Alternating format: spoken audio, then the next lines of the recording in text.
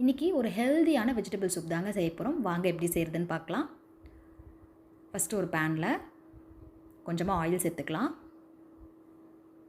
Oil நல்லா காஞ்சதும் நம்ம ஃபைனாக சாப் பண்ணி வச்சுருக்கிற கார்லிக் சேர்த்துக்கலாம். சேர்த்துட்டு லைட்டாக இந்த மாதிரி ஒரு தடவை தாளித்து விட்டுடலாம். இப்போது நம்ம பொடிசாக நறுக்கி வச்சுக்கிற வெங்காயம் சேர்த்துக்கலாம். வெங்காயம் ரொம்ப குறைவாக இருந்தால் போதும், அதனால் நான் ஒரு அரை வெங்காயம் தான் சேர்த்துருக்கேன். இப்போது நம்ம எல்லா வெஜிடபிள்ஸும் ஆட் பண்ண ஆரம்பிச்சிடலாம். First carrot, beans, sweet corn, கூடவே கொஞ்சம் கேப்சிகம். கேப்சிகம் வந்து பீன்ஸில் பாதி அளவு இருந்தால் போதும். சேர்த்துட்டு நல்லா ஒரு தடவை தாளித்து விட்டுடலாம். இப்போ காய் வேகிறதுக்கு தண்ணி சேர்த்துக்கலாம். நான் இந்த கப்பில் 2 கப் தண்ணி ஆட் பண்ணிக்கிறேன். தண்ணி சேர்த்துட்டு குருமிளகுத்தூள், கொஞ்சம் உப்பு சேர்த்துட்டு நல்லா ஒரு தடவை கலந்து விட்டுட்டு ஒரு லிட் போட்டு வேக வச்சிடலாம். பாருங்கள், நல்லா வெந்துருச்சு. இந்த ஸ்டேஜில் அடுப்பை சிம் பண்ணிவிட்டு நம்ம எடுத்து வச்சுக்கிற கார்ன்ஃப்ளவர் தண்ணி ஆட் பண்ணிக்கலாம்.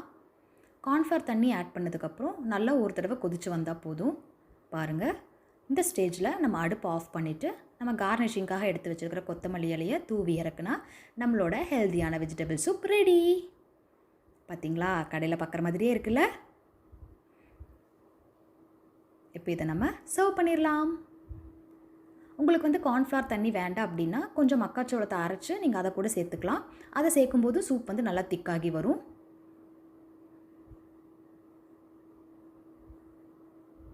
அவ்வளோதாங்க, நல்ல ஹெல்தியான ஒரு சூப் வந்து நம்ம வீட்டிலேயே ரெடி பண்ணியாச்சு.